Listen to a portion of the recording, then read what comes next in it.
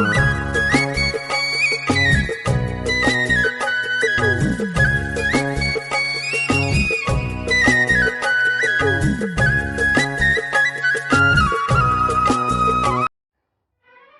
गणेशाय नमः।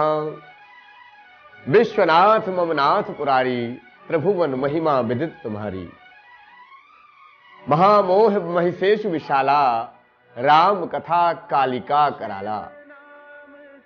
संसार में ये महामोह रूपी महिषासुर को मारने के लिए, महामोह रूपी महिषासुर का संहार विनाश करने के लिए भगवान की दिव्य कथा मां भगवती का कालिका का स्वरूप है। अतः भगवान की दिव्य कथाओं से जुड़े रहना चाहिए। व्यास आश्रम में विराजमान दिव्य कथा प्रसंग में अभिमन्यु नंदन महाराज जन्मेजय ने भगवान व्यास नारायण से प्रश्न किया, हे नाथ, हमने सुना है कि एक महान दैत्य हुआ है जिसका नाम महिषासुर था। व्यास जी ने कहा, हे राजन, यह अति दिव्य कथा भगवती की देवी भागवत में आती है, मैं सुनाता हूं, श्रवण करो। एक बड़ा दारुण दैत्य हुआ जिसने त्रिलोक पर विजय प्राप्त कर ली, उसका नाम था महिषासुर। उसने कठोर तपस्या की और केवल स्त्री के अतिरिक्त किसी अन्य जीव से मृत्यु न हो ऐसा ब्रह्मा जी से वरदान प्राप्त किया। महाराज जन्मेजय ने प्रश्न किया, हे गुरुवर, वो महिषासुर इतना प्रतापी, इतना बलवान कैसे हुआ जिसने त्रिलोक पर विजय प्राप्त कर ली, और उसका भैंसे का रूप कैसे बन गया? महिष कैसे बना वो? उसके पिता कौन थे? उसकी माता कौन थी? कृपा करके बताएं, मानव कल्याण होगा, सबको विदित होगा। भगवान व्यास नारायण ने कहा कि हे राजन, कश्यप नंदन महाराज दनु के दो पुत्र हुए, रंभ और करंभ। वो निसंतान थे, कोई संतान नहीं थी और संतान के अभाव में त्रसित रहते थे, दुखी रहते थे। एक बार उन दोनों ने घोर तपस्या प्रारंभ कर दी। करंभ जल में बैठ करके एकाग्रचित्त होकर भगवान का भजन करने लगा, ब्रह्मा जी की तपस्या करने लगा। और रंभ पंचाग्नि की व्यवस्था करके अग्नि में प्रवेश कर गया और अग्नि में बैठ करके तपस्या करने लगा पुत्र प्राप्ति के लिए।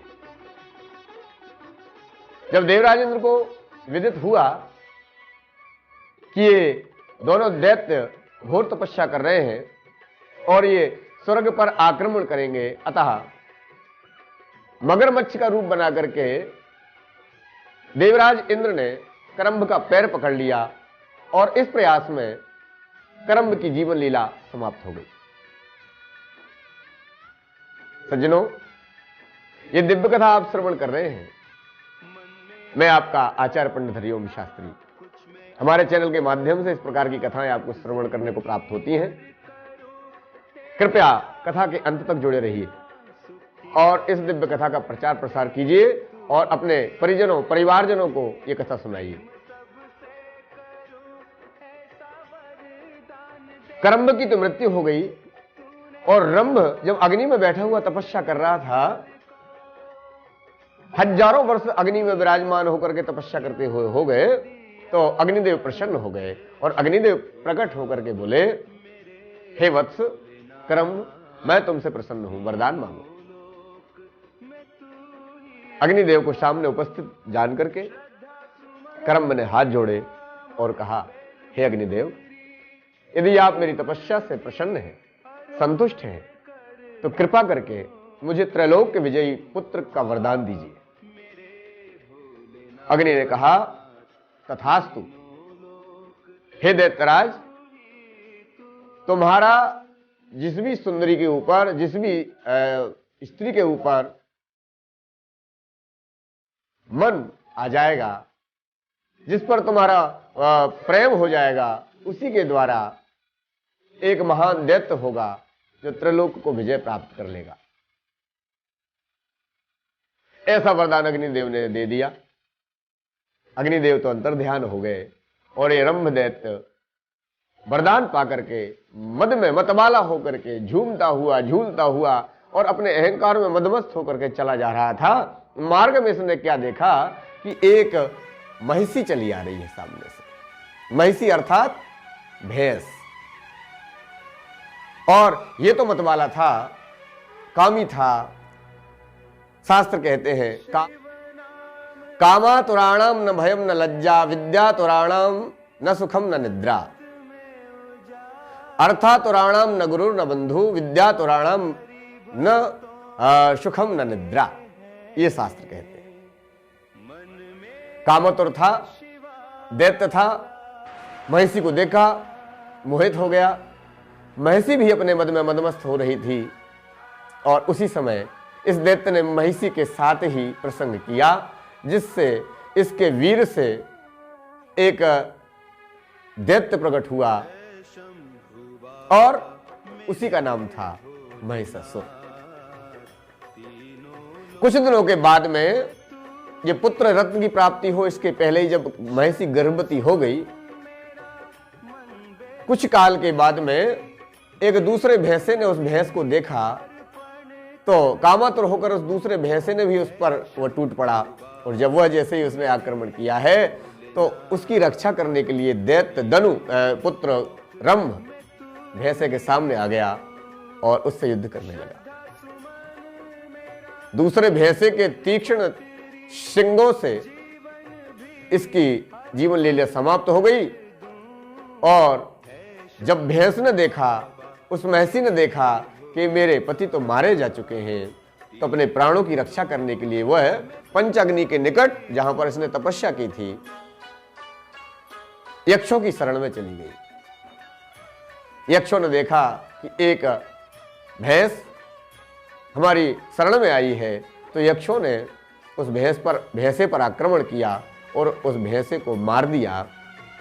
जब महिषी ने देखा कि मेरे पति तो मारे जा चुके हैं, अब मैं क्या करूंगी, तो पति के साथ ही वह भैंस भी जलती हुई चिता पर विराजमान हो गई।